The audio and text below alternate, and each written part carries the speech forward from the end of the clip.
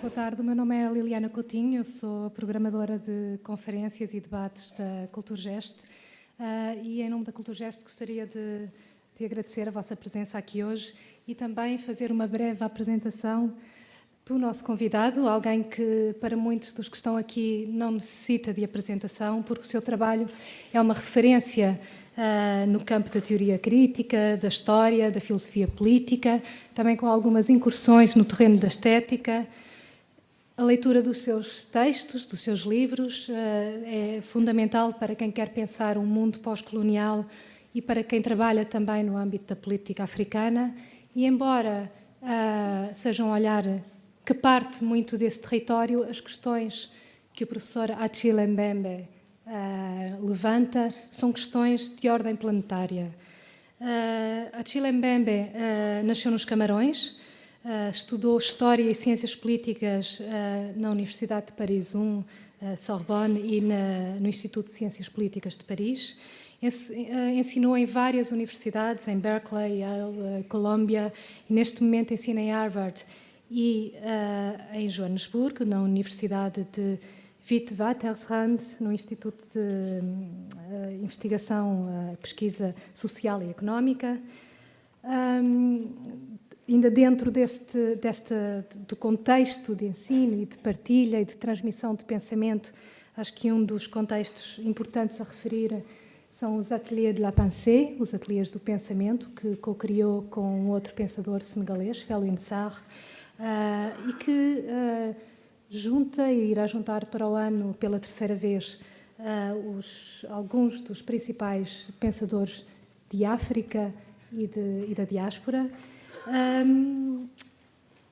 Alguns dos seus livros, que são sebejamente conhecidos, Sortir de la Grande Nuit, Essai sur l'Afrique décolonisée, ou On the Post-colonial. Em português temos traduzidos Políticas da Inimizade e Crítica da Razão Negra, pela mão da Marta Lança, editados na Antígona. Quem não conhecer, nós temos hoje estes livros disponíveis na nossa livraria. Este ano, em 2018, o professor Achille Mbembe foi galardoado com os prémios Ernest Bloch e Gerda Henkel. São dois prémios que são atribuídos por duas fundações alemãs a pessoas que têm um trabalho que é considerado de referência na área das ciências sociais. A cerimónia de entrega de um destes prémios foi ontem, em Düsseldorf. Este debate, eu vou já chamá-lo, esta conferência decorrerá em inglês. A seguir, depois da conferência do professor Achille Mbembe, teremos um momento para debate, as questões poderão depois ser colocadas ou em português ou em inglês, eu estarei aqui para ajudar a fazer a moderação. Agora só me resta dar as boas-vindas, chamar o professor Achille Mbembe, ajudem-me também a dar-lhe as boas-vindas. Welcome, Professor Achille Mbembe, please.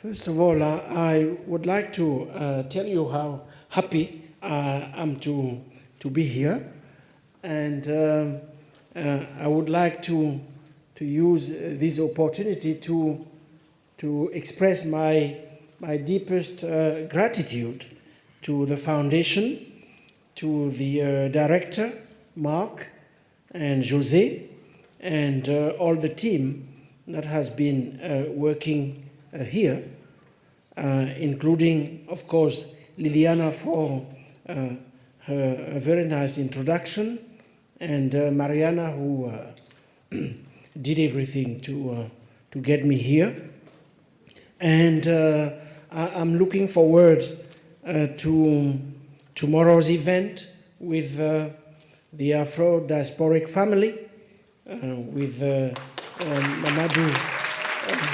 Mamadou Ba and Ruth Gilmore. I'm sure that further details will be provided as to that event.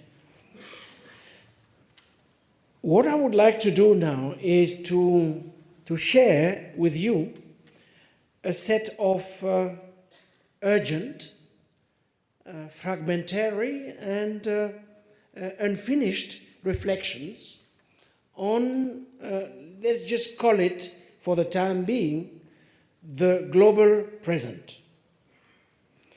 By global present, I simply mean these times of ours, these rather peculiar moment our world is going through, a moment for which there doesn't seem yet to be a proper name.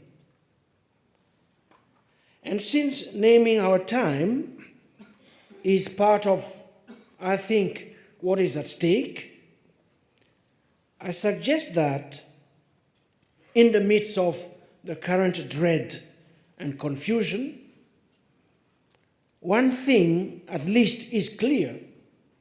Ours is a time of planetary entanglement.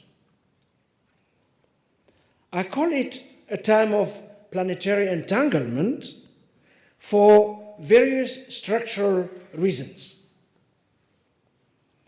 The most important of these is that worldwide, the combination of algorithmic capitalism, hyper-technological forms of warfare, and the saturation of the everyday by digital and computational technologies, this combination has led to the acceleration of speed and the intensification of connections, the inextricability of connections.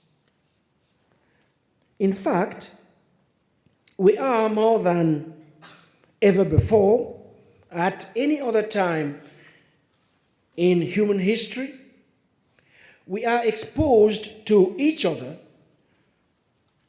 almost directly, in any case, in ways that are less and less mediated.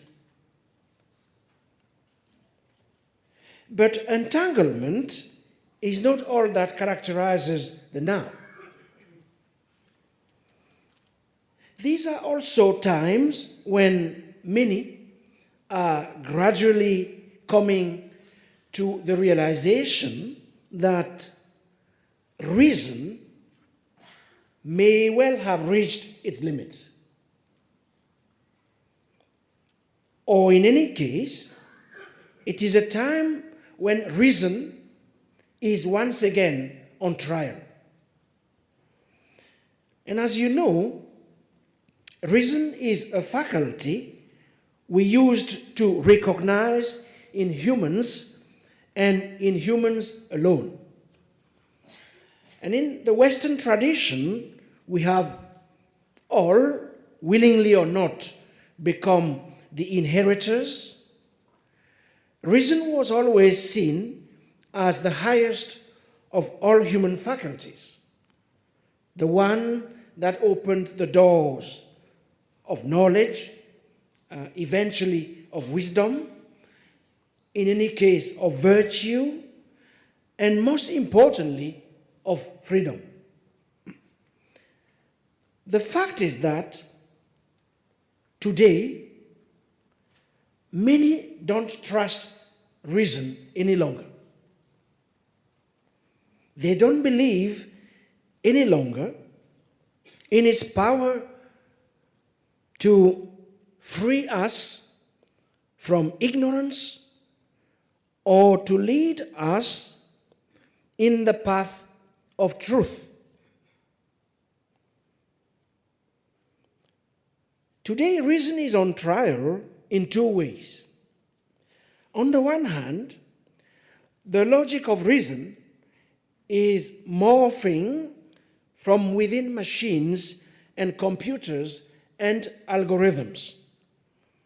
As a result, an inordinate amount of power is gradually being ceded to abstractions of all kinds.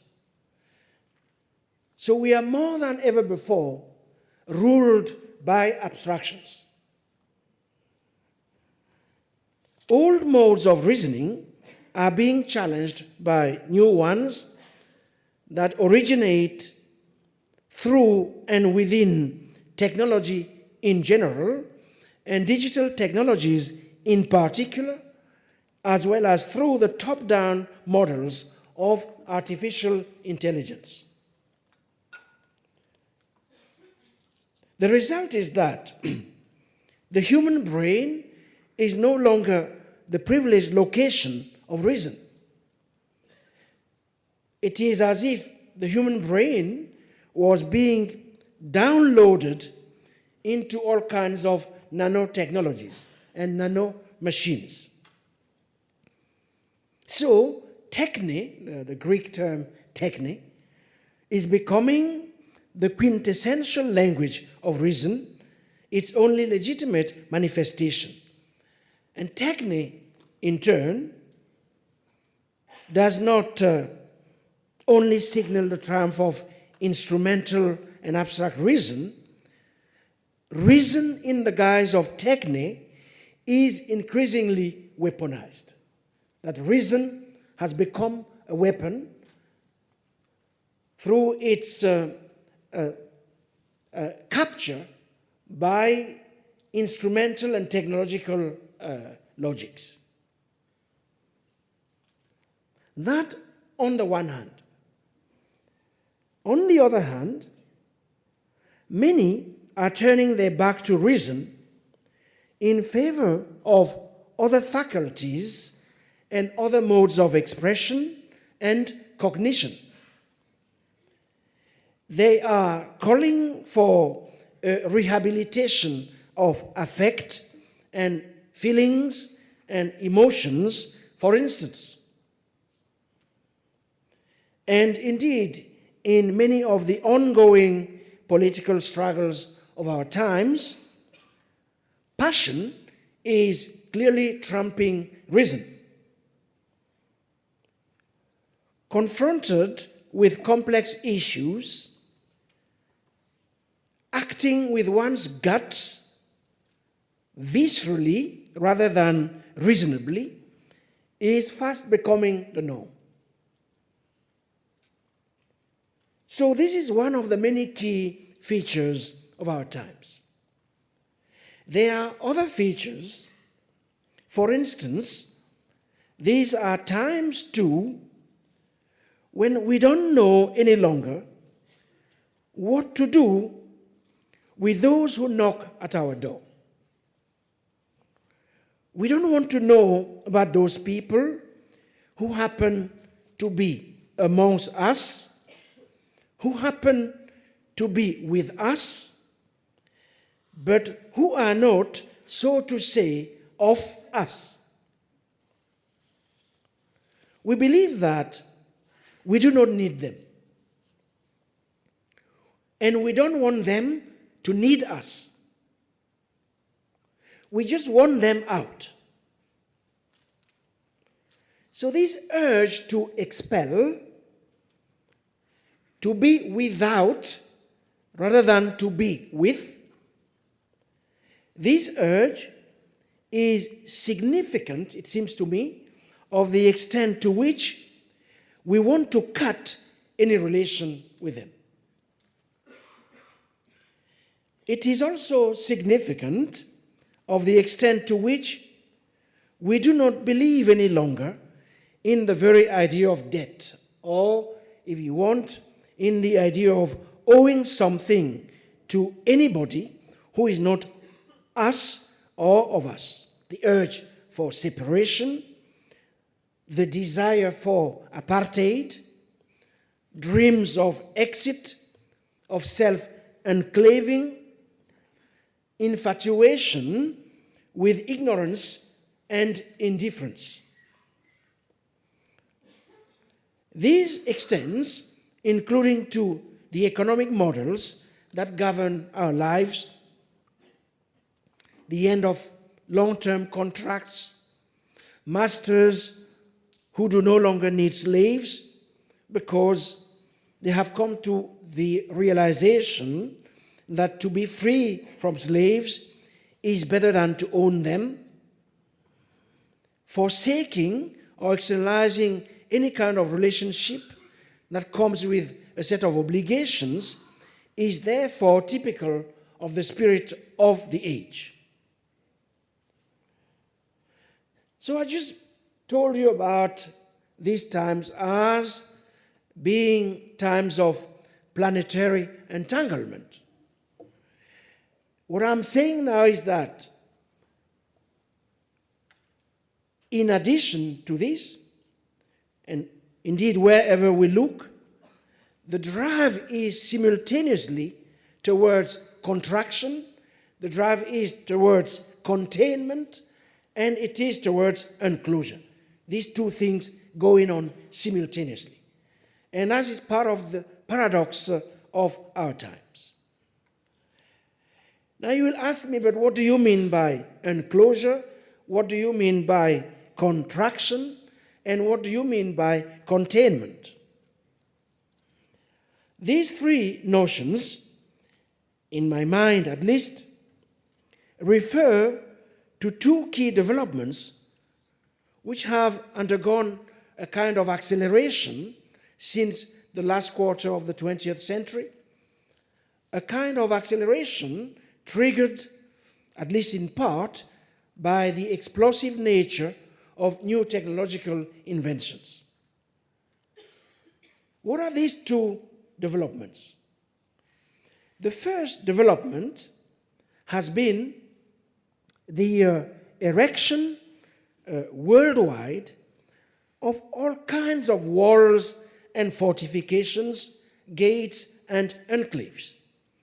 In other words, various practices of partitioning space, of offshoring and fencing of wealth, of splintering territories, of breaking territorial continuities, fragmenting spaces, saddling them with various kinds of borders so as to better control movement and speed, accelerating it here, decelerating it there, and in the process, sorting people, recategorizing them, reclassifying them, with the goal of better selecting anew who is whom, who should be where, who shouldn't, all in the name of security.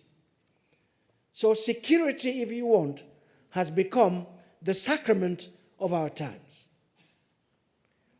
As a result, borders are no longer merely lines of demarcation separating distinct sovereign entities.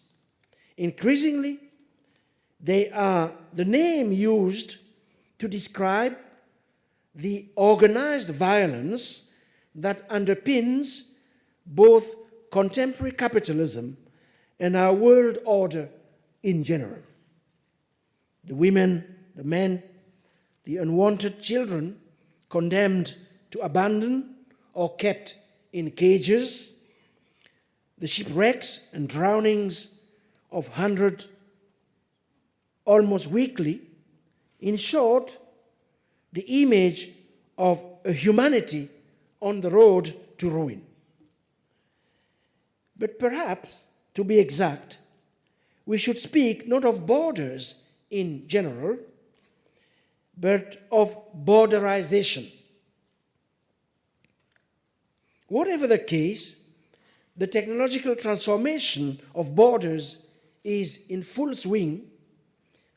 Physical and virtual barriers of separation, digitalization of databases, huge filing systems, the development of new tracking devices, sensors, drones, satellites, sentinel robots, infrared detectors, and various other cameras biometric controls, new microchips containing personal details, everything is put in place to transform the very nature of the border, to turn the border, in fact, into a mobile, a portable, and an omnipresent or ubiquitous reality. In fact, as far as some of us are concerned, everything is done to turn our very skin itself into a border. What then is borderization?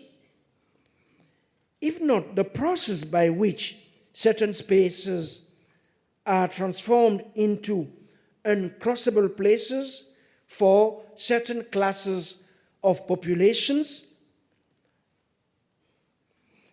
I'm sorry, this bottle doesn't want to stay still. It's trying to come down here and create chaos. So I'll just take a second to put it in a proper place so that I don't have to push it back constantly. So now the bottle is in its proper place, and we can move on. So borderization as indeed this process by which certain spaces are transformed into uncrossable places, not for everybody, but for certain classes of populations who in the process undergo forms of racialization. Places where the lives of a multitude of people judged to be undesirable come to be shattered. Borderization justified, as I suggested earlier, in the name of security. Now the dream, because it's a dream, of perfect security requires not only complete systematic surveillance, but also a cleansing policy. This dream is symptomatic of the structural tensions that, for decades, have accompanied our transition into a new technical system of increased automation, one that is increasingly complex, yet also increasingly abstract, comprised of multiple screens, digital, algorithmic, and so on. And in a sense, one of the major consequences of the acceleration of technological innovations has been the creation of a segmented planet of multiple speeds. So that's the first set of references I attach to the terms enclosure, contraction, and containment. Let me now move to the second set of references. By enclosure, contraction, and containment, I also refer to a matrix of rules mostly designed for those human bodies deemed either in excess, unwanted, illegal, dispensable, or superfluous. Indeed, perhaps more than at any other moment in our recent past, we are increasingly faced with the question of what to do with those whose very existence does not seem to be necessary for our reproduction.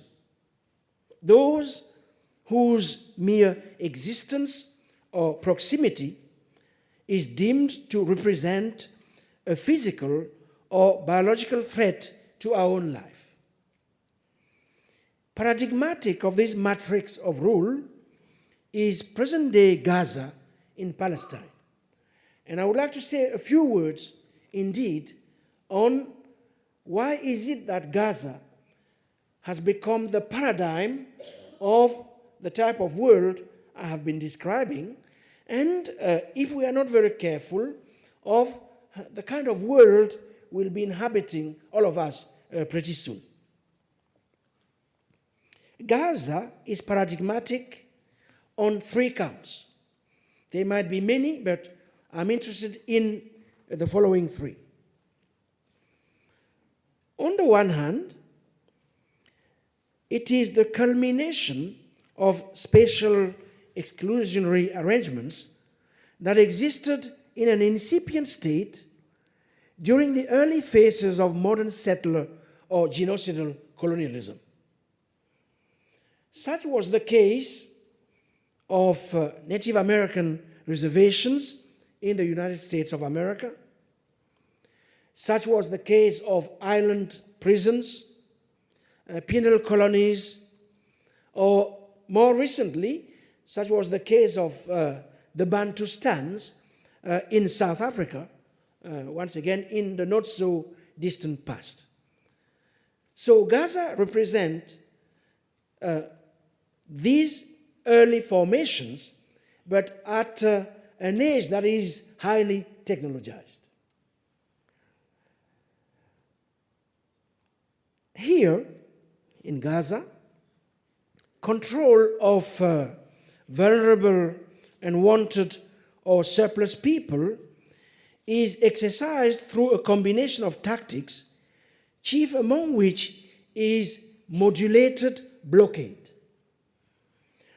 A blockade, what kind of work does a blockade achieves?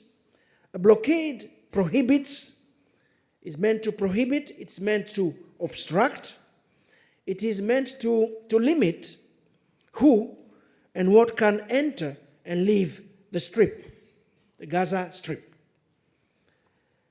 The goal, of course, might not be to cut the Strip off entirely from supply lines or infrastructural grids or even trade routes, although that might happen once in a while. The goal is nevertheless relatively, it is to seal it off in a way which effectively turns it into an imprisoned territory. And I want you to hold on to that concept of territories that are turned actually into prisons, large territories. Early on, we had, I don't know whether Ruthie Gilmore is in the room. She's the one who has done, she's right there, this extraordinary work on the prison industry in America. Early on, we had the sense that prisons were a particular space, properly delimited, a set of buildings. Here we're talking of a carceral landscape of an entirely different kind, which covers entire territories. So, comprehensive or relative closure is, of course, as we all know, accompanied episodically by periodic military escalations, the generalized use of extrajudicial violence or assassinations, spatial violence, humanitarian strategies, and a peculiar, I would say, biopolitics of punishment, all combining to produce, in turn, a peculiar carceral space in which people who are deemed surplus, unwanted, or illegal are governed in a very specific way. They are governed through abdication of any responsibility for their lives and their welfare.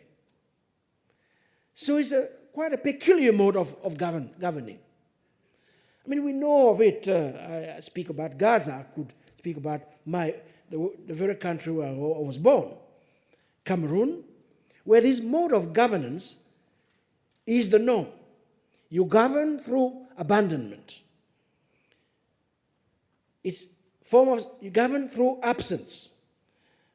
Our own head of state, who happens to turn 86 years old very soon, has been in power for 36 years.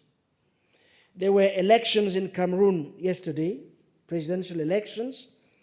The presidential term in Cameroon is 7 years, and our beloved president, who I told you is 86, was one of the eminent candidates. He wants 7 more years. Were he to leave during this coming term, he would be 86 plus 7, that's something like 93 years old by the time his next term comes to an end. Over the last 36 years, he had spent the equivalent of 4 full years going back and forth to Switzerland, where he has taken the habit of staying in one of the most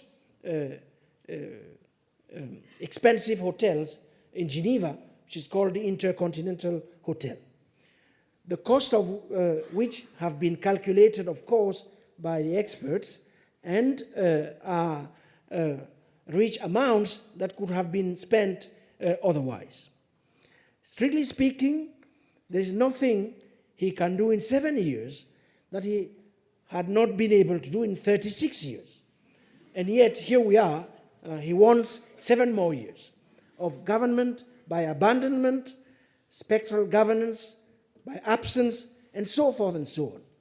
So, that's how I say that Gaza is somewhat paradigmatic of a form of management of unwanted people, surplus people worldwide, not only in Cameroon, but elsewhere in America, as history teaches us. But third, Gaza is also the laboratory for new forms of war that have expanded war and policing, because nowadays there's hardly any difference between waging war and policing unwanted people. The militarization of the police has become a key element of the ways in which certain states regulate space today. Forms of war then that have expanded in places such as Afghanistan, Iraq, Syria, and so forth and so on. Now, what kind of war? First of all, a war whose aim is to turn into dust the means of existence and survival of unwanted people. Peculiar to the wars we have witnessed since the end of the 20th century, the last quarter, and then now, peculiar to these wars has been the use, for instance, of uranium warheads and banned weapons like white phosphorus, bombings with at high altitude of basic infrastructures, usually with a cocktail of cancerous chemical substances deposited in the soil or which fill the air. The toxic dust in the ruins of towns, most of them razed to the ground, Aleppo, many more. The pollution from burning hydrocarbons, and so forth and so on. These are the kinds of new wars that are being waged episodically against either enemies or unwanted populations. In fact, in the last quarter of the 20th century, there haven't been any type of bomb to which civilian populations have not been subjected. Just think of it. Conventional blind bombs, reconverted usually with central inertial systems in the tail,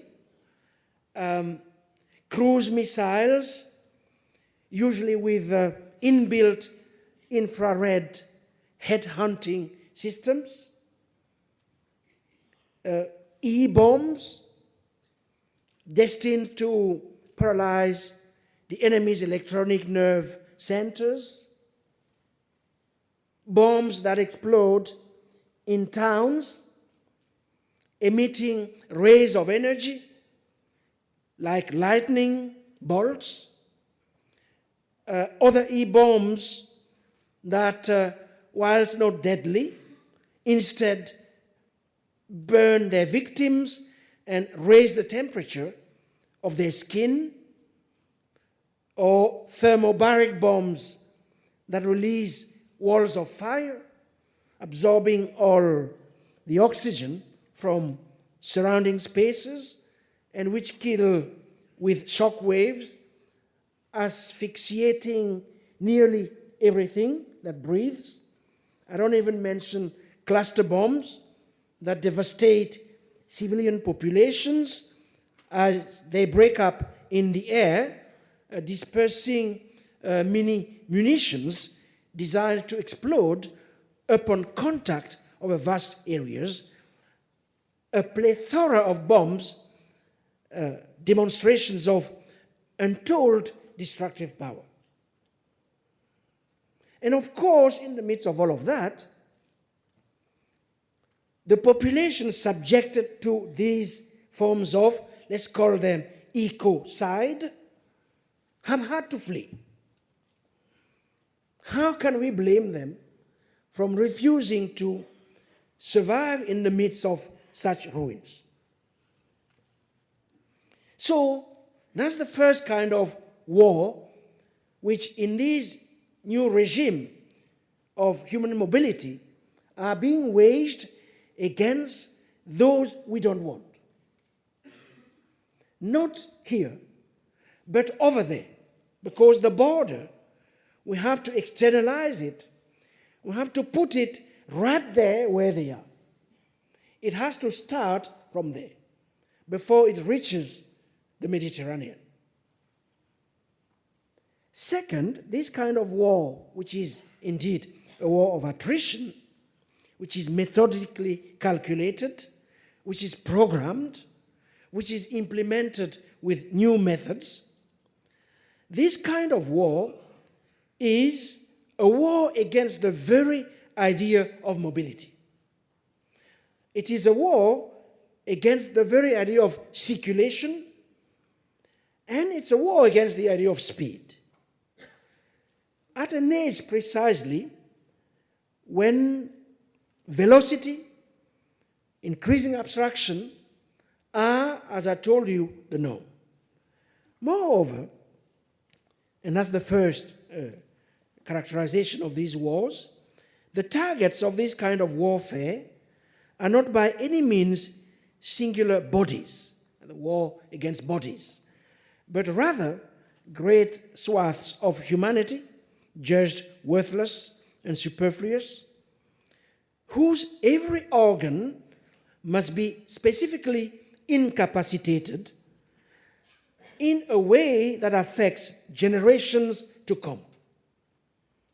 The eyes, the noses, the mouths, the ears, tongues, skin, bones, lungs, intestines, blood, hands, legs, all these maimed people, paralytics and survivors, all these pulmonary diseases like pneumoconiosis, all these traces of uranium on their hair, I don't have any, thousands of cases of cancer, abortions, fetal malformations, birth defects, ruptured thoraxes, dysfunctions of the nervous system, all bear witness to a terrible devastation. So all of the above is worth repeating. It belongs to the current practice of remote borderization. I mentioned all of that to suggest to you the colossal price many are paying for the implementation of this new practice of remote borderization. Borderization carried from afar, all in the name of freedom and security. So, let me try to summarize all of that. What is going on? Part of what we are witnessing at a planetary level is a bifurcation between life on the one hand and bodies on the other hand. Not every body, in both senses of the term, everybody and every single body taken separately, not everybody is nowadays taken to contain life. Some bodies are taken to contain no life as such. They are, strictly speaking, lifeless bodies. Or they contain the kind of life that is not insured. So if you want, what we are witnessing worldwide is a process of segregation and calculation and measurement and valuation of lives. And the sorting out of those lives that are worth protecting because they are insured financially by a state through the mechanisms of nationality and citizenship, and those other bodies that do not fall into that category of insured lives and insured bodies, and which therefore can be left to abandonment. Or, whenever they try to move, must be tracked,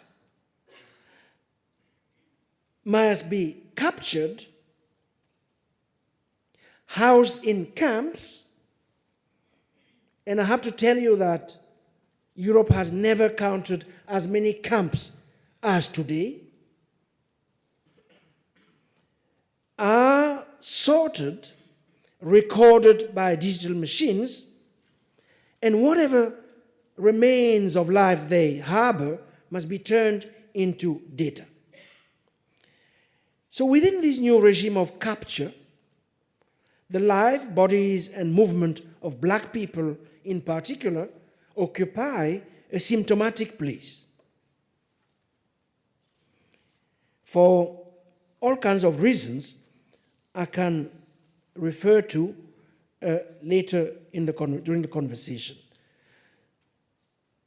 So the point I really wanted to make is that when we say borders, mobility, circulation, what we are dealing with, what we are facing, is in fact a new redistribution of the earth. A new redistribution of the earth premised on the capacity to move, on the unequal redistribution of the capacity to move. And therefore, the separating of those who can move and to whom the earth belongs, and those who cannot move or can only move under certain conditions, because in fine, the earth really doesn't belong to them, or it doesn't belong to them in the same way it belongs to us. That things are fast reaching this point is because a new global security regime is in the making. It is characterized by the externalization, militarization, and miniaturization of borders, and endless segmentation and contraction of rights, and an extension of tracking and surveillance as the privileged mode of mitigating risks. Its key function is to enhance mobility for some while impeding it or denying it to others. It is paving the way for unprecedented forms of racial violence, most of which target minorities, the disenfranchised, and already vulnerable people. This violence is abetted by new logics of containment and incarceration, expulsion, and deportation. Furthermore, mobility is increasingly defined in geopolitical, military, and security terms. In theory, those who present the lowest risk profile can move. In practice, the calculation of risk mostly serves to justify unequal and discriminatory treatment along the color line.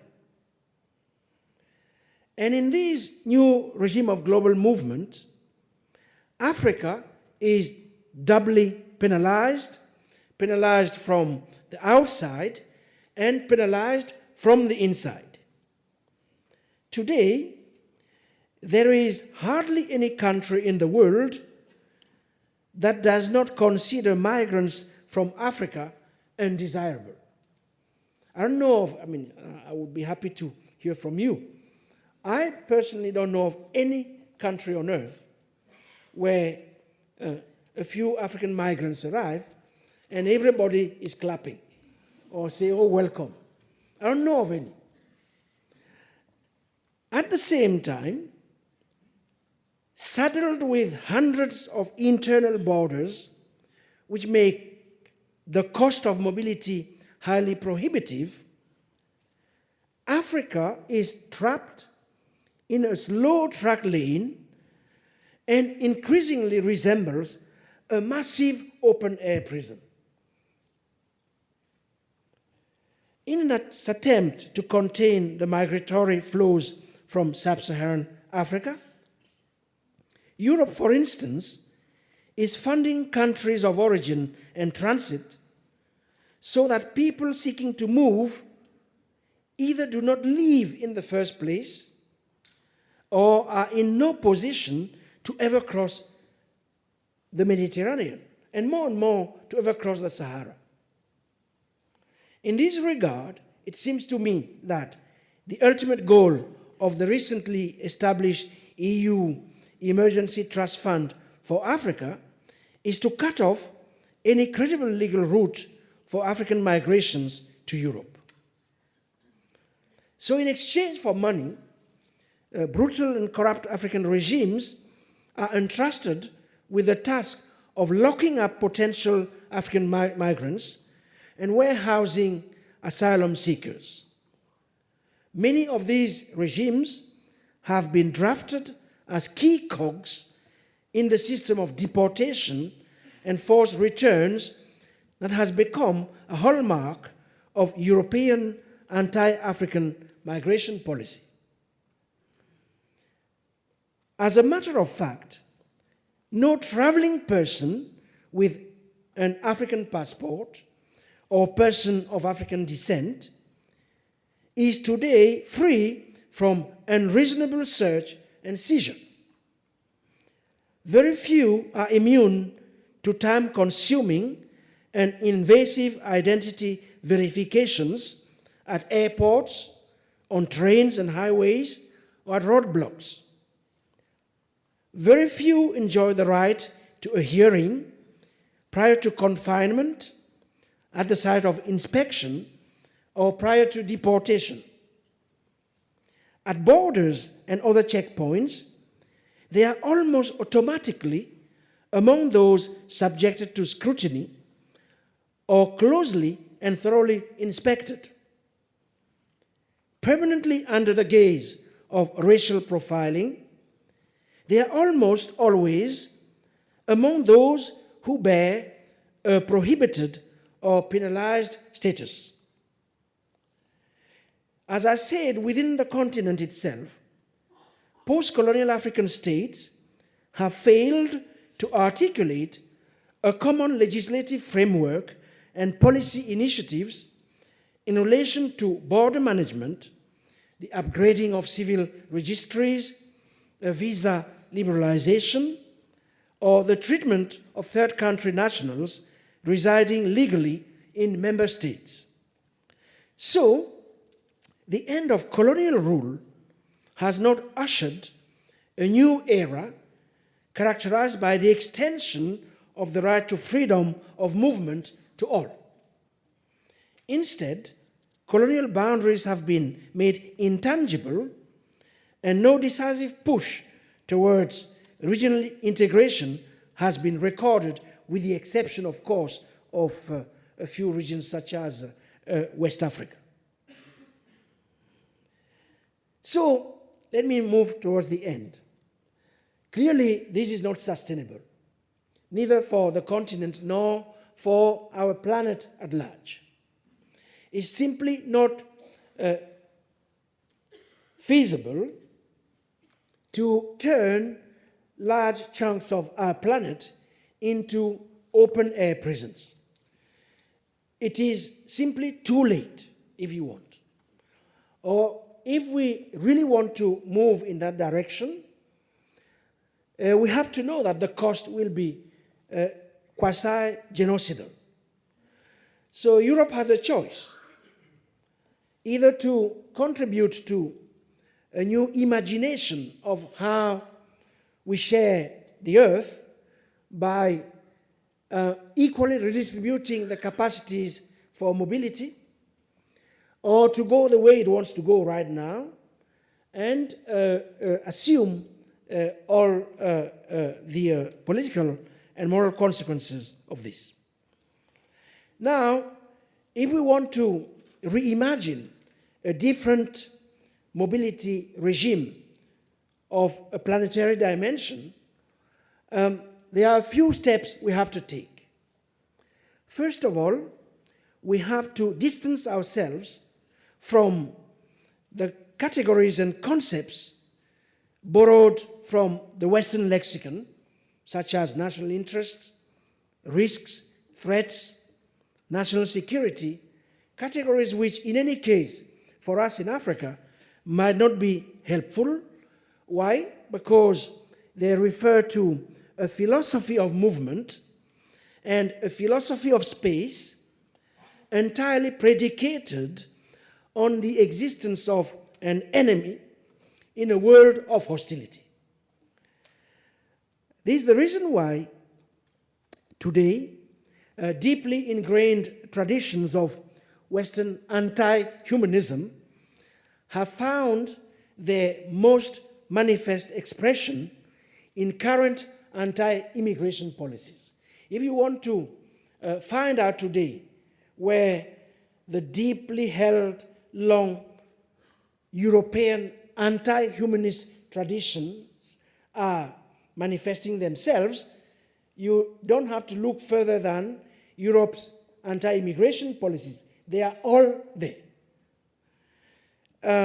And the later, these traditions of anti-humanism, of which we know too well, because for too long we have been the objects of this experimentation, both in the continent and in the New World, these traditions are used today as a means to wage a social war at a global scale. So, in order to imagine a different modality of sharing mobility in a world that is becoming smaller and smaller, we cannot take as our starting point these categories.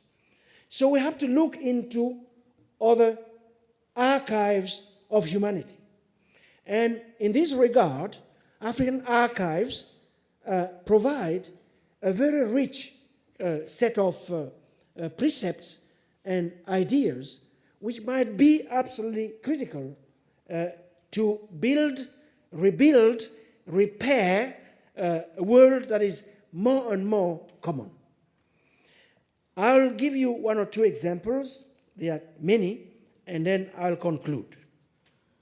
You see, pre-colonial Africa might not have been a borderless world. But where they existed, borders, first of all, were always porous and permeable. Permeability. As evidenced by long traditions of long-distance trade, circulation was fundamental in the production of social forms.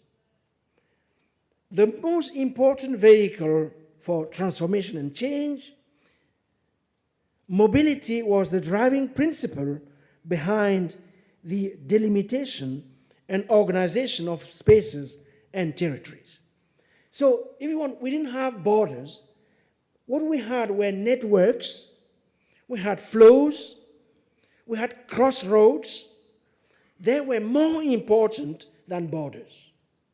We have to recapture that tradition and use it for ourselves in the continent, but also put it at the service of an entirely different world. So, what mattered the most was the extent to which flows intersected with other flows.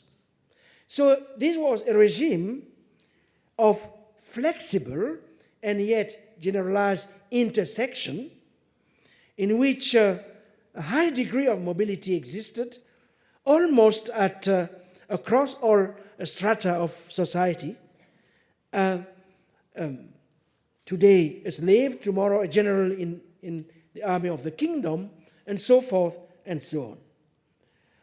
I won't go into traditions of hospitality, which were, by the way, extended to every person, enemies included, when they arrived in the land of another, and so long as they were peaceful, strangers were not treated as enemies. Outsiders had ample possibilities to become fellow inhabitants, and the right of temporary sojourn was quasi-universal. I promise not go too long into this, because there are many examples. Let me end now by just recalling one thing.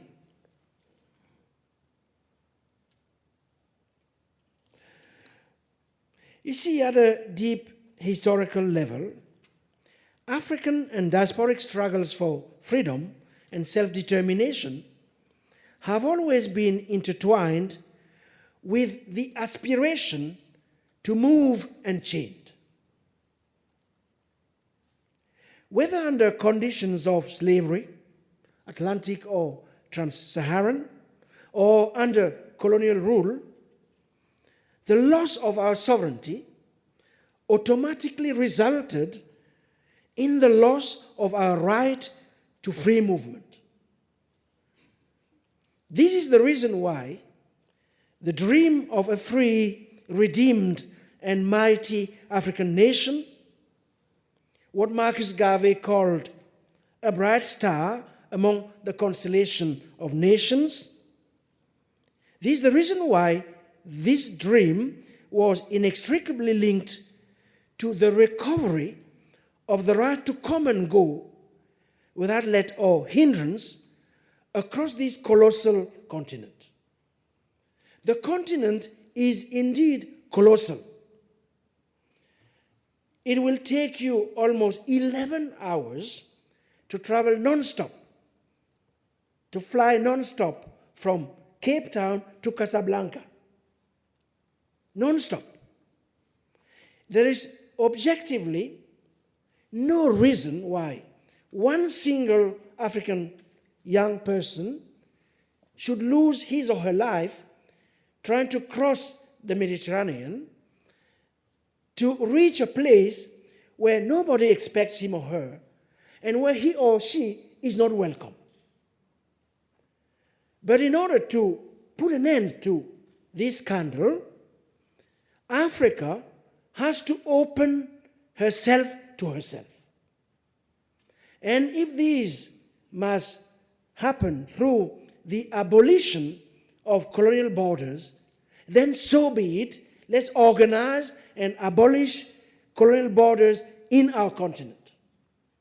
This would be in tune with the tradition of abolition, which has been absolutely central to the history of black freedom worldwide. The abolition of the slave trade, the abolition of colonialism, the abolition of apartheid, and today, the abolition of colonial borders in our continent. But the abolition of colonial borders in the continent is not simply a step to uplift ourselves. It should also be our gift to humanity at large. It should be our gift to humanity at large because this is not about withdrawing into oneself.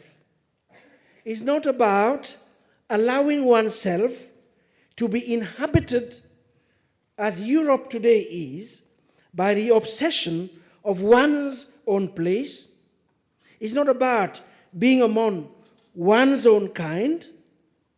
It's about contributing to the rising of that new region of the world where we will all be welcome, where we will be able to enter unconditionally, where we will be able to embrace, eyes wide open, the inextricability of the world, its entangled nature, its composite character, in memory of this earth which we share, and in memory of all its inhabitants, humans and non-humans.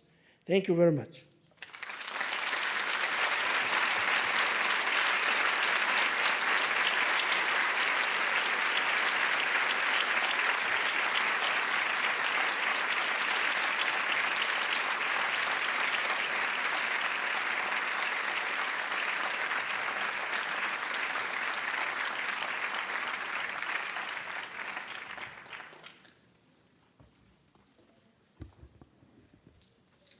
Thank you very much, Professor Achille. I feel like breathing a little bit. Thank you for your strong presentation, and also to show us, to start by showing us these big planetary images of this perspective on the actual state of the world and some directions that are very dangerous that we're now going through, and also in the end to open to a new way of imagining how we can share this world in a different way. I would like to open very quickly the debate, if there is no immediate, but of course there is. So I want to give immediately the space to the debate. There is one there. So there is a microphone. If there is any problem with English, please, you can just put questions in Portuguese. Se houver algum problema com o inglês, podem colocar em português as vossas questões e eu faço a tradução. I liked very much, I really appreciated your communication, Professor Achille. My name is Noémia Simões. However, I have also, you talked about the Europeans making frontiers and creating frontiers, but I am afraid that there is also this fear, this despise of the other among African people. I have also some bad experiences. For instance, I wanted to travel to Ghana. I sent my passport to Ghana embassy in Paris. They never answered me, and they got my visa. I had my passport. I had to take a new passport if I want to travel there. In South Africa, it seems that the dream of Mandela, of the rainbow and no racial enmity, is this dream is getting apart, and there is really an apartheid, but it is a kind of blacks against whites and whites that make frontiers. It's very bad. So it's very sad to watch this, that it is difficult, that this utopia view that you were presenting, and those from Nelson Mandela. In Europe, we have also some visionaries in Portugal.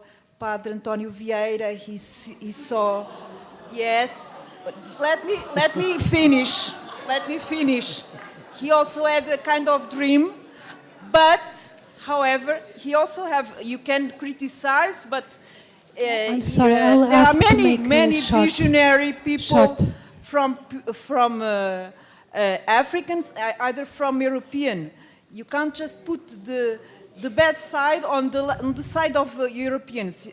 So my question is, if it is correct, if you think it is right, to put just to criticize just the policy of immigrations of the European, and don't also make a self-critic, an autocritic from the part of what is happening also in Africa, that is also a bit of, where there is a bit of this kind of enmity against European and white people. Thank you. Thank you. I can just answer now. Yeah.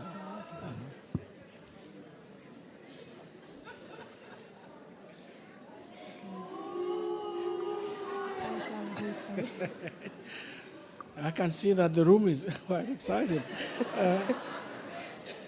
No.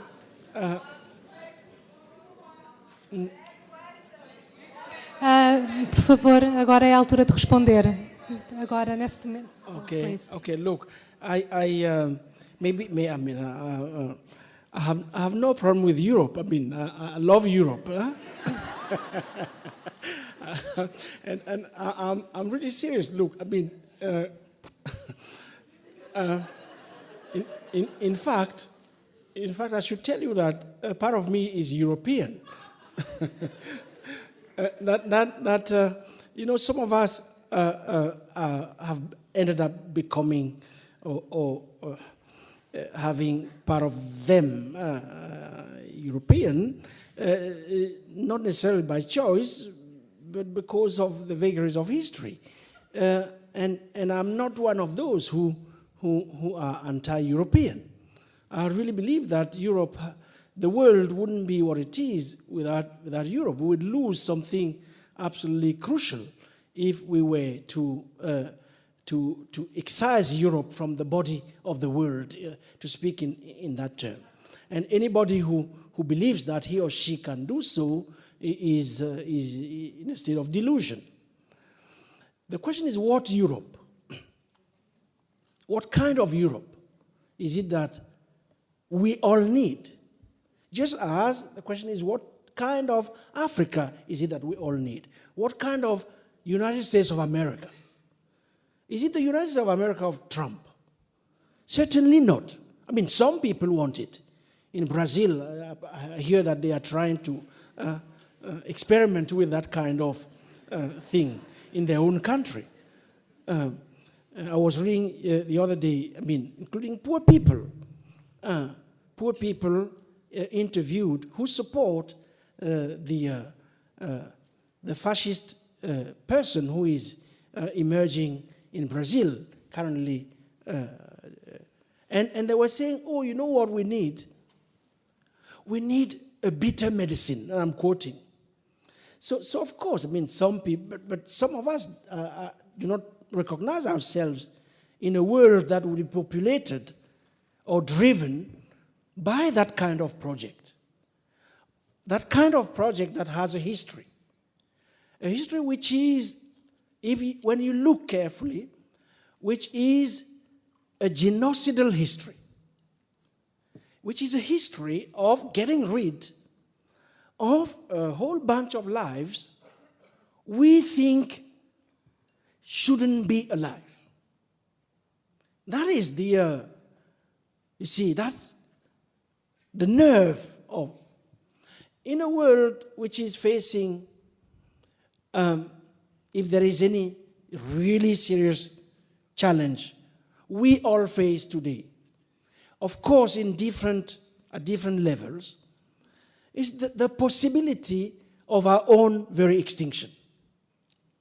Because we have damaged the environment to a point where it's difficult to foresee how it is that we will save it. When the biggest challenge, humanity, in its short history, because the history of humans on Earth is really short, the biggest challenge humanity faces is to repair the world it has damaged as a condition of its own survival. So this politics of repair, which we can also call politics of reparation, this politics of taking care of caring for, that's what I'm talking about. I'm not interested in lapidating Europe. I'm talking about some of the key planetary concerns we can only embrace and engage with in common.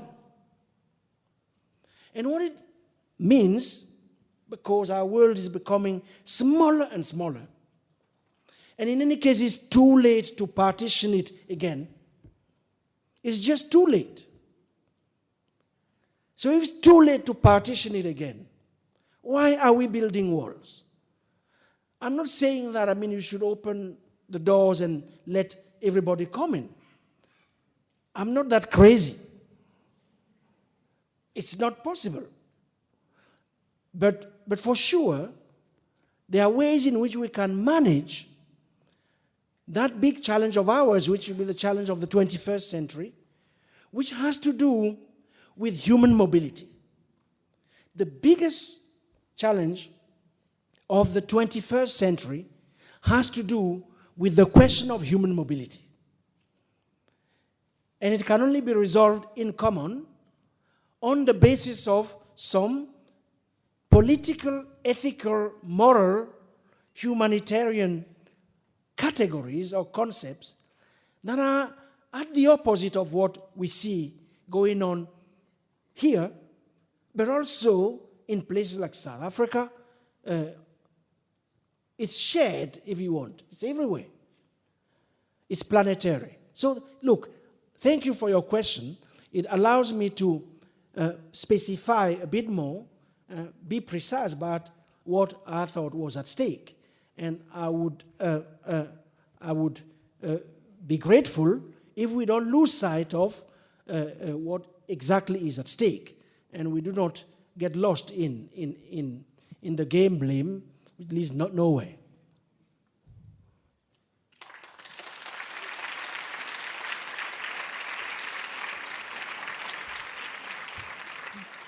One question? Good evening. My name is Alcides Lopes. I am a Cape Verdean. I am an anthropologist. I am studying in Brazil, and I'm doing field research here in Portugal at Cova da Moura community. My question is about intangible heritage.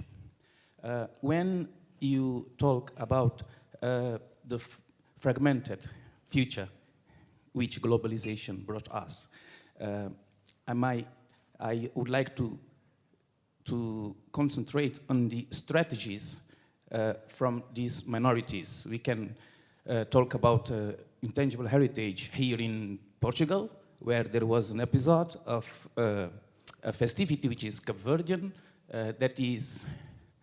that was recognized in Portugal as Portuguese cultural heritage, and the situation of the quilombolas in Brazil.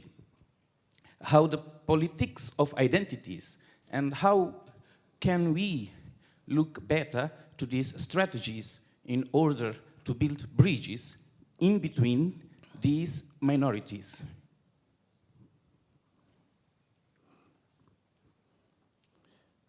Have I made myself clear? Have I made myself clear? Oh, no, sure. Thank you. No, definitely. But you raise a very big question, and I'm pretty sure that you do have an answer to your own question, and that you are just. and I'm being very serious. In fact, I would be really happy to listen to you on this issue, because what I have to say about it might not be useful for you at all. But since you asked me, I owe you a response. And my response has to take very seriously the fact that to be a minority in any part of the world is not easy. That to be a minority in any society, in Europe, in America, elsewhere in Africa or Asia, is to occupy, to begin with, a position of vulnerability. Because everything you have can be taken away very, very easily. Everything you try to build can be easily destroyed. And therefore, you have to be prepared to start all over again. That life, political life, cultural life, when one belongs to a minority, is a life that must prepare one to be ready to start all over again, to rebuild constantly, and when victory happens, the gains are almost always marginal. The question being, how is it that one sustains those marginal gains and consolidate them enough to use them as a step to make further gains? So that's what it means to be a minority. It also means that your face, and I really mean the face literally, is always susceptible to not be seen, to not be recognized. That it takes a big effort for the majority society to see in your face their own face. They always see in your face the face of some other. A face we're not sure about what it is. We poke it, we want to be sure, and in order to be sure, we have to put together a whole set of dispositives of verification. So that is what it is. Now, you're asking me how to basically move out of that condition of minority. And here, of course, really depends on the historical situations one is facing. For instance, I will give you a quick example. In the case of black minorities who live in France, some of whom are French citizens. I mean, they were born there, and some have never even set foot in the continent of Africa.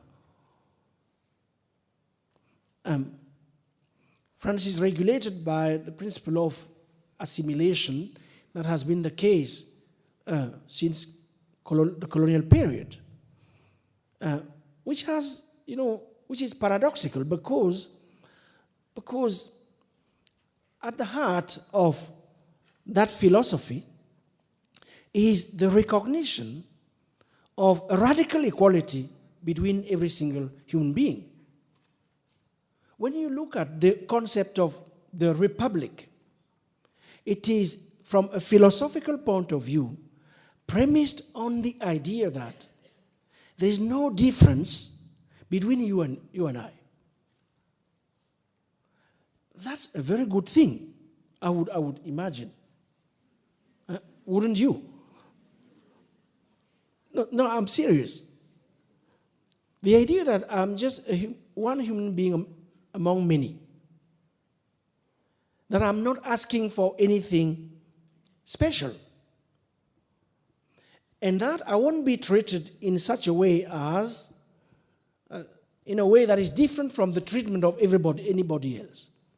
And that's what Fanon is talking about. When you read Fanon's project is to be un homme parmi d'autres hommes. Indifference to difference. And that's quite revolutionary, especially now. Now, I don't want to just dismiss the politics of difference with a slight hand, because some people find themselves in positions where they have to assume that difference, build on it in order to be heard. That if they don't build on it, nobody will hear them. But difference, as far as I'm concerned, is but a dialectical moment towards something more broader, more common. That what we need now, more than ever, is some idea of commonality. You see, I live in South Africa. I went to South Africa, I moved there some time ago. And in those days, I lived in Cape Town. Cape Town is a funny place, in any case. It's beautiful, scandalously beautiful, but when you dig underneath, it's a bit ugly. So it's a combination of ugliness and beauty.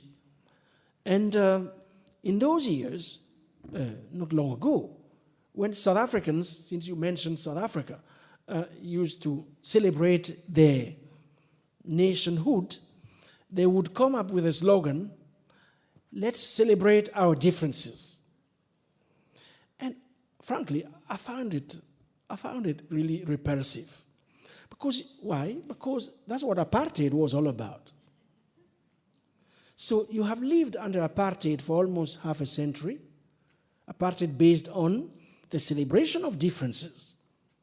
That you are a Zulu, you are Xhosa, you are white, all of those things, and you have to stay where you are. That's what it was. So it's abolished, and all that you have to say about yourself is a repetition of what you have just supposedly left behind. What we need is to come up with some idea of the common. That is the challenge today. And this requires coalitional politics. Some people will walk with you for 20 kilometers. They won't be able to go beyond that. Others will walk with you as companions over 50 kilometers. How do you build on that companionship in order to propel yourself further ahead to cover the 100 kilometers you need in order to stand for yourself and be counted? So the problem with the politics of difference is that today, difference in fact has been captured, difference and identity have been captured by the neoliberal credo.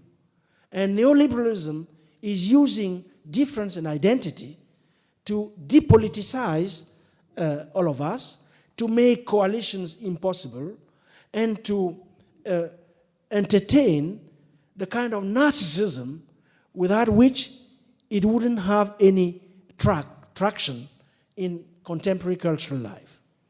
So we have to redeploy a critique of the politics of identity and of difference at a time when, in fact, those who are the most adept at using it today are conservative forces.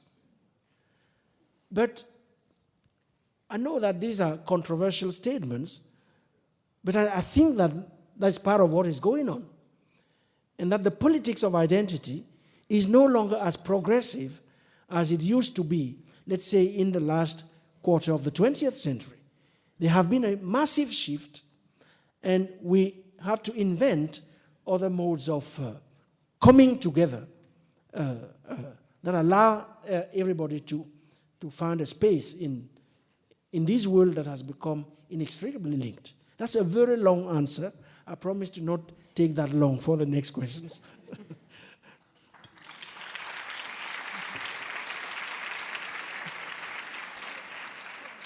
So there's another question there? No, here. Thank you very much. My name is Inocência Mata, and I teach at the University of Lisbon, Faculty of Arts and Humanities. I loved all your speech, and especially what I call the utopian solution for the so-called immigration problem, because immigration is called always in Europe and also in Africa a problem. It's seen, people deal with it as if it is a problem.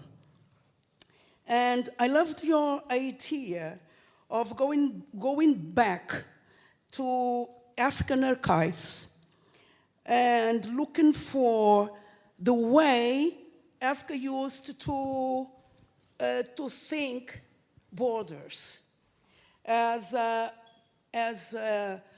borders have always been permeable. You said, yes, I agree, of course, as networks, flows, crossroads. That the idea of starting thinking this problem, of starting dealing with this problem from inside Africa. My question is, or I don't know if it's a question or just a sad statement, is the way African leaders think, the way even the African Union, which is heritage of African organization, found in 1963, the way people think, Africans think, just look the way Mozambicans are treated in South Africa, the way Congolese are treated in Angola. My question is, when do you think, or what can we Africans start doing to get this idea of opening the borders, the so-called national borders in Africa? What can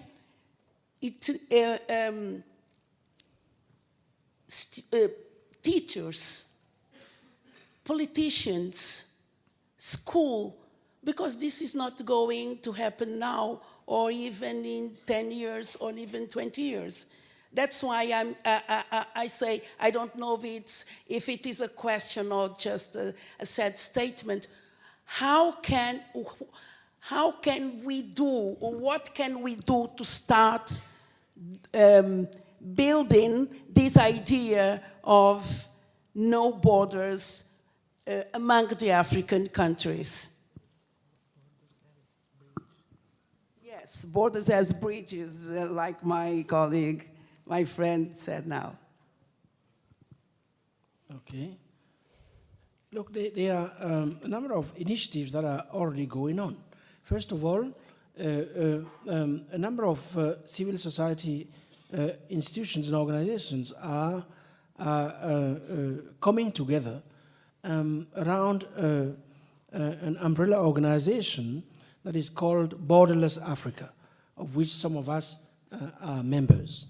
It's a continental organization that is lobbying, in particular, the African Union and putting pressure on heads of states to deal with this issue, which, if they don't deal with it, solutions imagined elsewhere will be imposed on them. And we can already see this happening, where the European paradigm of border management and migration management, they are trying to impose it on Africa through a whole set of conditionalities. Will give you this amount of money, provided that you deal with your borders and your migration policy in this and in this way. So a recolonization of the whole migration question by foreign powers. Not in our interest, but in their interest. So our NGO is acting along those lines. So for instance, we have managed to push forward the idea that if you are a citizen of Angola and you want to go to Senegal, because you have a conference there or whatever, you want to go on vacation, you don't need a visa until you land.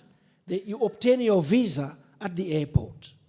So we launched that program 10 years ago, and as I speak, there are 34 countries that have adopted this policy, where with an African passport, you can travel today and get your visa at the airport. So we are pushing now to have the rest of the countries abide by this. A country like South Africa is very eager to not do this for reasons we all know about. But what they have done, we have pushed them to do, is to liberalize their visa policy, at least in relation to some countries in Africa. So there's that. The second thing we have been pushing has to do with an African passport. And that has been adopted, with the exception that the heads of states so far have extended that passport only to themselves. But that's not what we were asking for. But since we have to start from somewhere, the next step is, okay, now you have it, who else should you give it to? So that's how you fight. So we have that. The third thing, the other day, at the beginning of the year, they all signed the Free Trade Treaty, with the exception of one country, Nigeria. So if the Free Trade Treaty is properly implemented, it will force the opening, gradual whatever, of borders. So it's not a hopeless case, and it's not as utopian as it might sound. Now, since we are in Portugal, in Europe, what is it that what kind of Europe do we need to support these kinds of policies, which are in our interest, but also in the interest of Europe itself? Instead of spending millions of euros propping up militias in Libya, who end up reconducting slavery under the guise of the fight against immigration, rather than putting money into that, why don't you put money into the kinds of efforts we are talking about? Why don't you put money into a politics of harmonization of African identity systems? With the technology we have in the world today, that is absolutely feasible. So that we can exchange, we can have access to the same databases. Of course, we don't want criminals moving here and there. Because the question of security is not a false problem. It is a real problem. But there is a way in which it can be dealt with. For instance, if we modernize, technologize, and share our databases about who is whom, because it's the role of a state to know who enters the country and all that. So you can have a program like that over 10, 15 years. Over 15 years, Africans can move from within. They don't have to come here. The other thing is, since it is a planetary issue, since the earth belongs to all of us, and we have to hold on to that principle. The earth, as long as this is the only earth we have. I mean, if you want to go to Mars, then you can say, okay, I came first and all of that. But here, it belongs to all of us. And for sure, if it belongs to all of us, there are a whole set of things, rights, innate rights, that can be drawn from that. One of them is that we have the right, every single human person has the right to visit the earth. The right of visit, which, by the way, was a consideration in Kant's philosophy of cosmopolitanism. It was the first right, that every single one of us had the right to visit the earth, the right of visit. We're not talking about a country. Okay, now, whether one is able to pay, I mean, you pay to visit New Zealand, that's something else. But in principle, you have that right if you want to effectuate it. And for sure, we have to act on that. So there are a set of fundamental questions like that which require deep intellectual investment, because these things are the product of deep ideas. So Africans have to invest in ideas. Ideas about, for instance, the relationship between mobility and space, come up with new paradigms that serve to articulate a whole set of policies that are not carceral policies. So you see what I mean. That the times are tough, but the times are also really exciting, because, I mean, we have to think out of the box, and we have to think anew. And Africans have to be part of that. Thank you. There is another question there. And then another.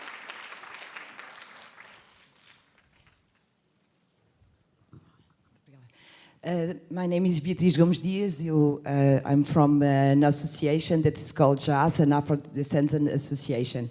I want to thank you very much for your lecture, and I'm trying to do my question in the fastest way that I can, because I was thinking when I was hearing you, and I was thinking about this victimization that white people often do when we are talking about white privilege and we are talking about colonialism and the European history. And I wanted to think with you, if you can help us with this question, how can we fight this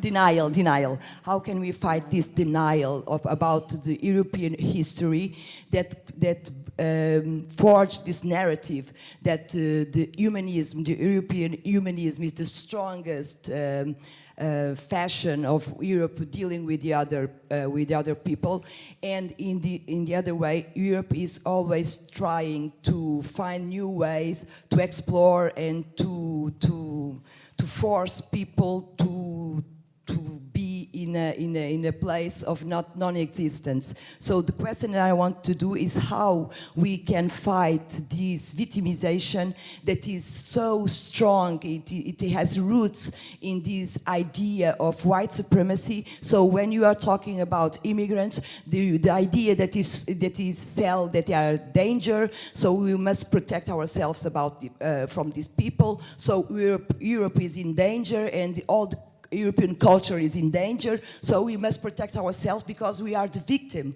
of these people. Never saying what happened in the past that made this condition that is happening now. So I wanted to think, to ask you help for this thought.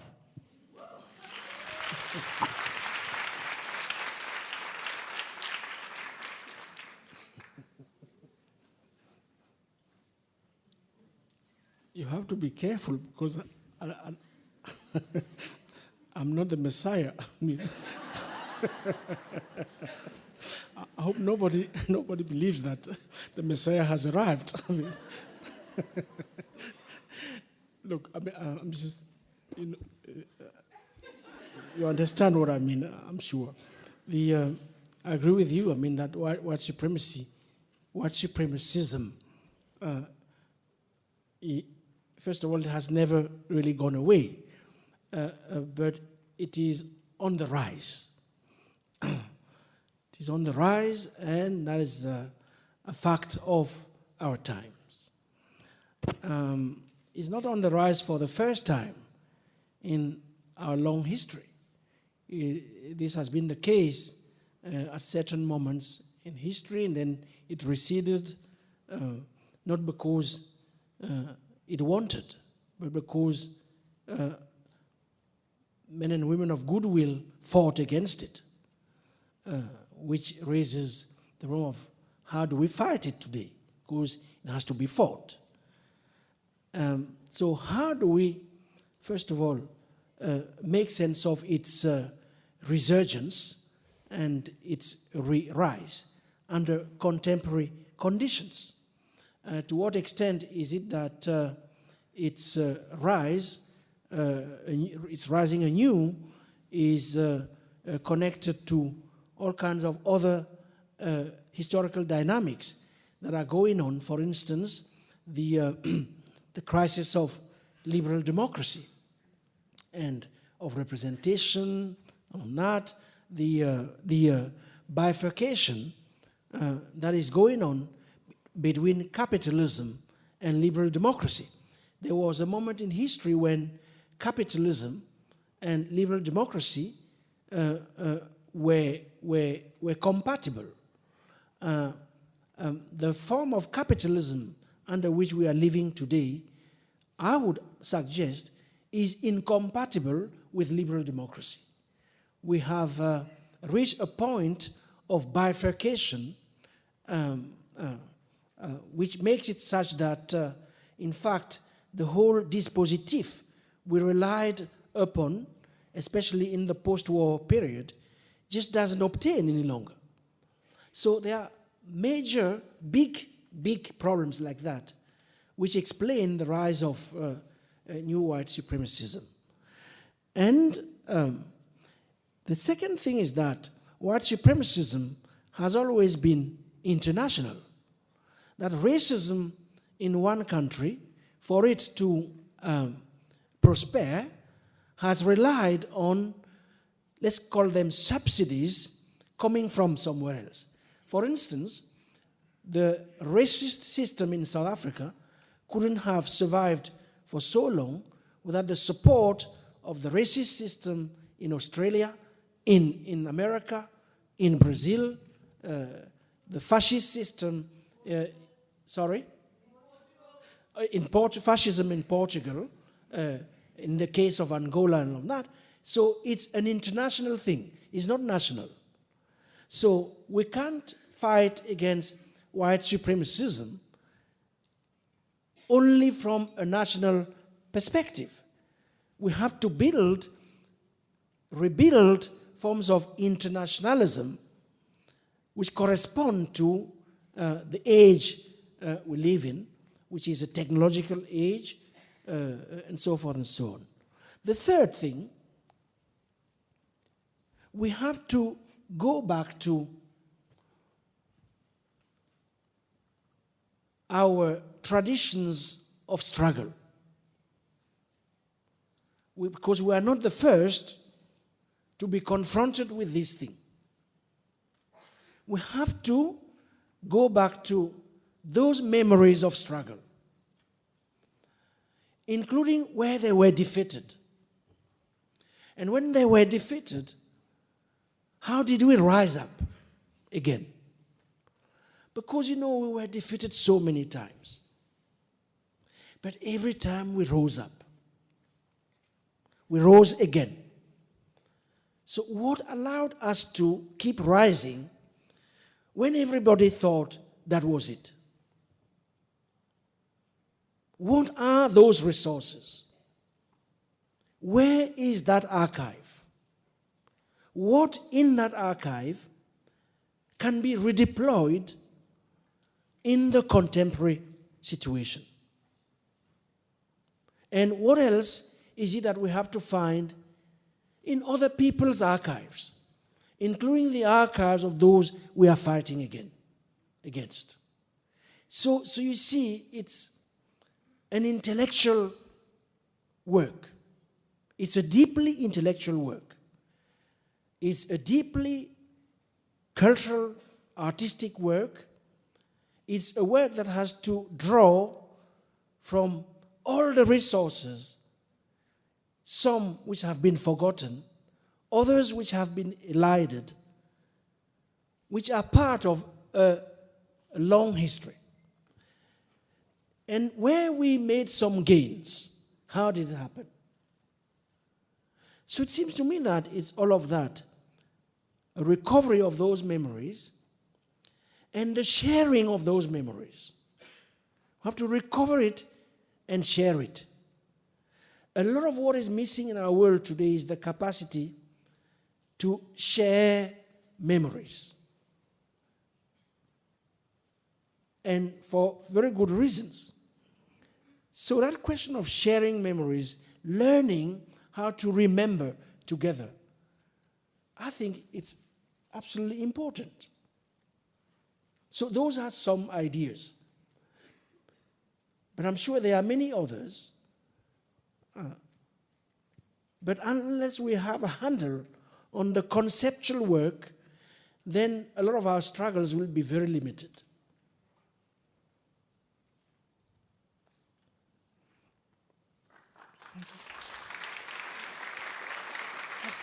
Está ali uma pessoa que me pediu primeiro. Está bem. Depois, porque está aqui uma pessoa em baixo que também... Três. Na realidade, estão aqui três perguntas. Portanto... Nós temos Hello. 10 minutos. Oh, okay. Professor Mbembe, thank you for your talk. I have a question. What about China? The influence of China in Africa, which is growing tremendously on all fronts, economic, political, and also in terms of the example of replacing Europe as an example of a prosperous state that is not democratic, a surveillance state, and I would suggest you look at Xinjiang, which may be a nice parallel to Gaza for maybe your future talks. And how can Africa not be a victim of China in the 21st century? Thanks.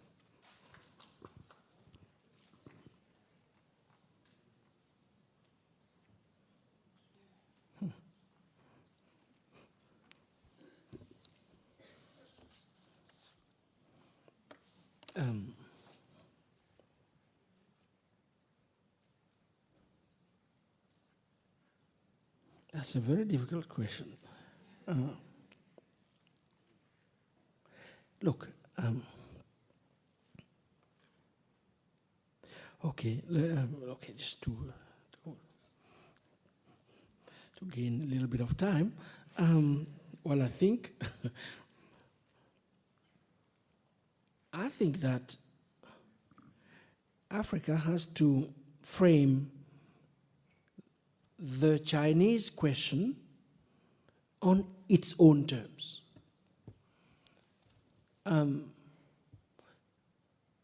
So, I mean, now, we live in Africa, and then we have good people who come to visit us, including Western leaders, like,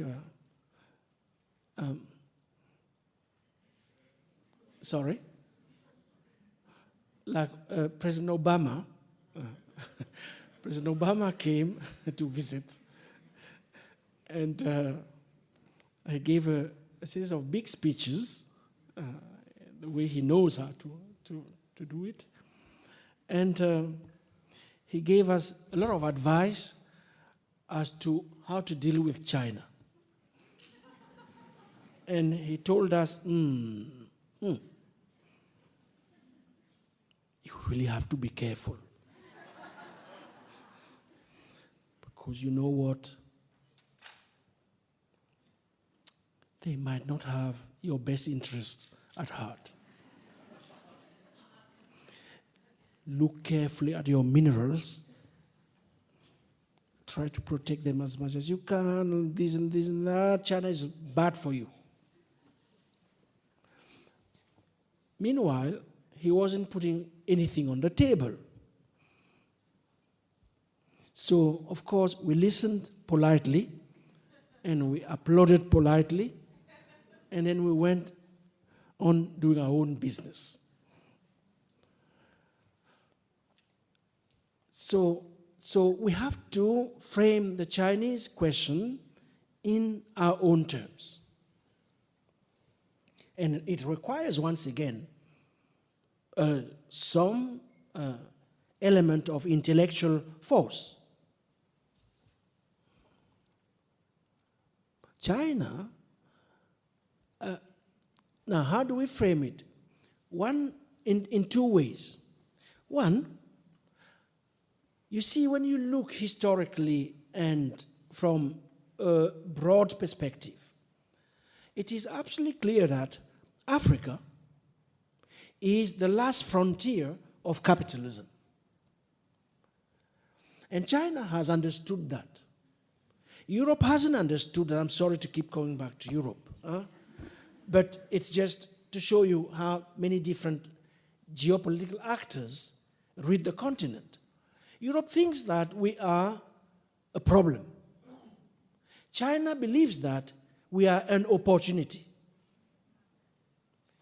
Europe thinks that, oh, these people, they will all come and invade us. So let's put barriers and all of that.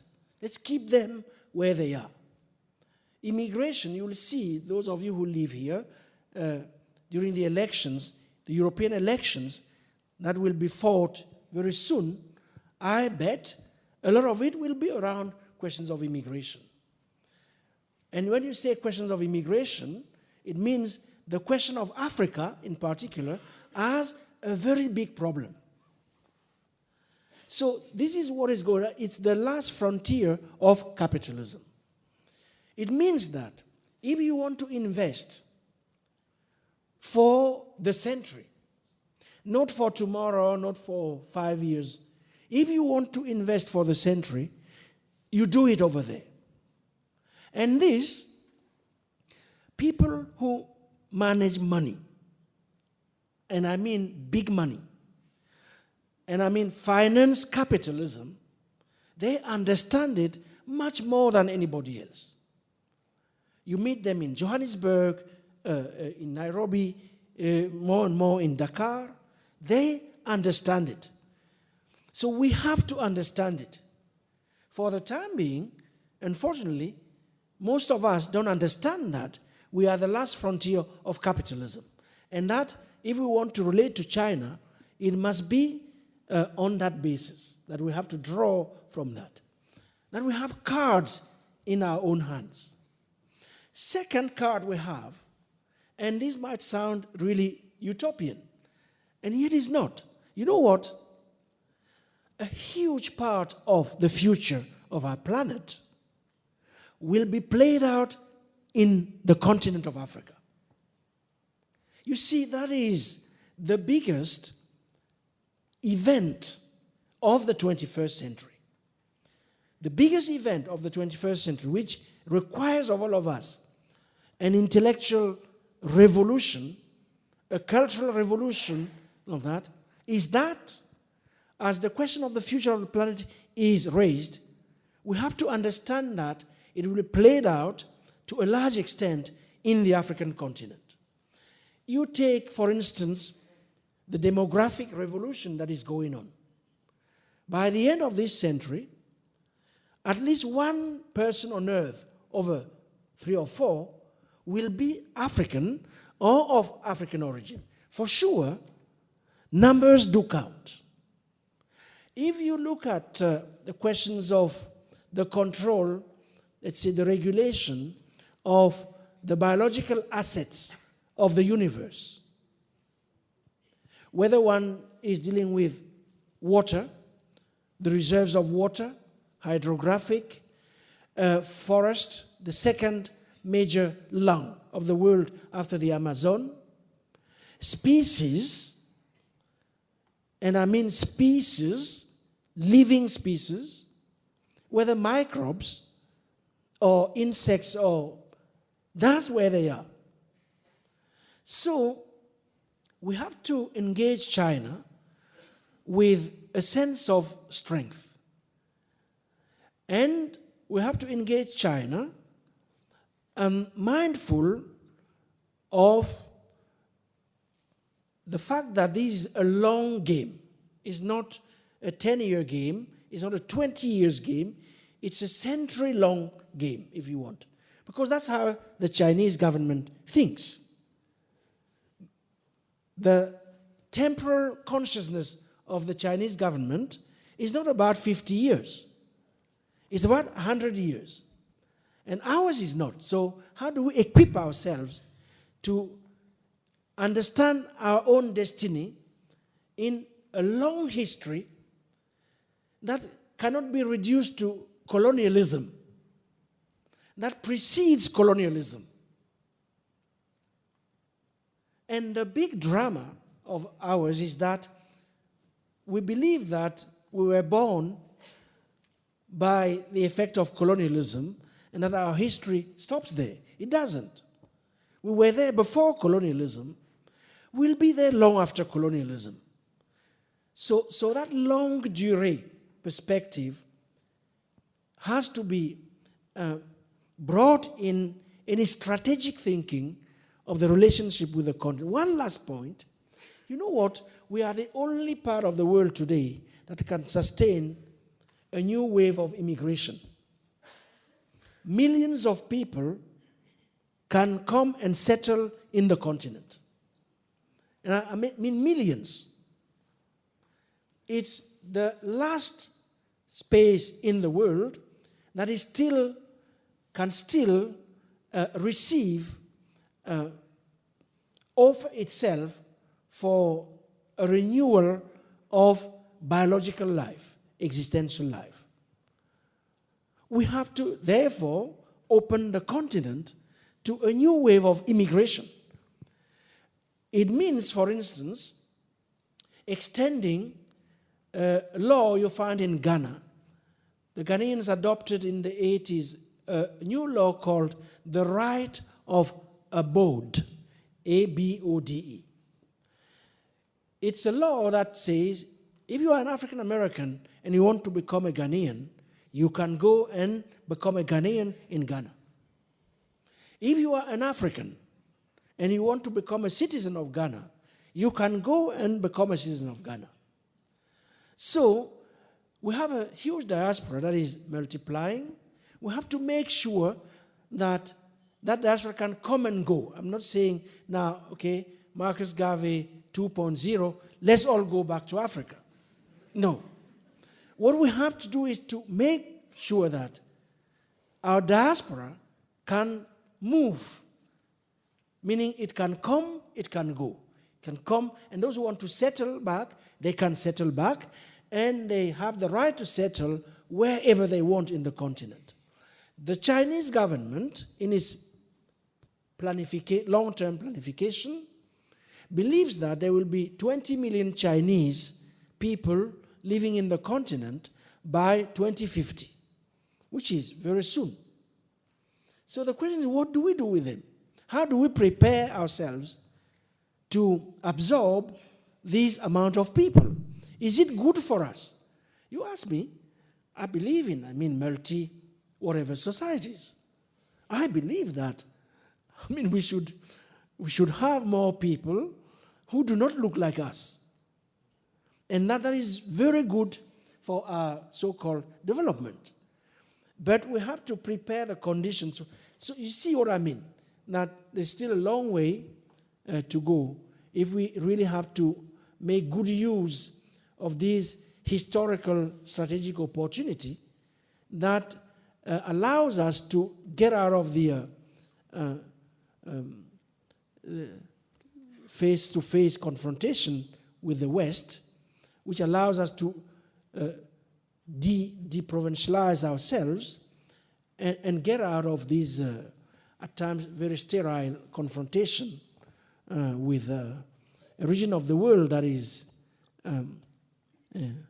okay, I won't say the rest. Well,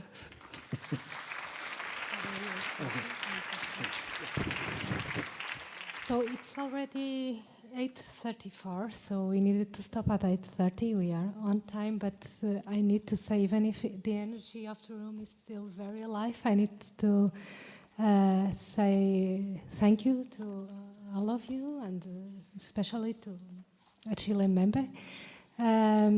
Tomorrow... I was so worried I would put you to sleep. I think no. I must say that tomorrow there are two other moments to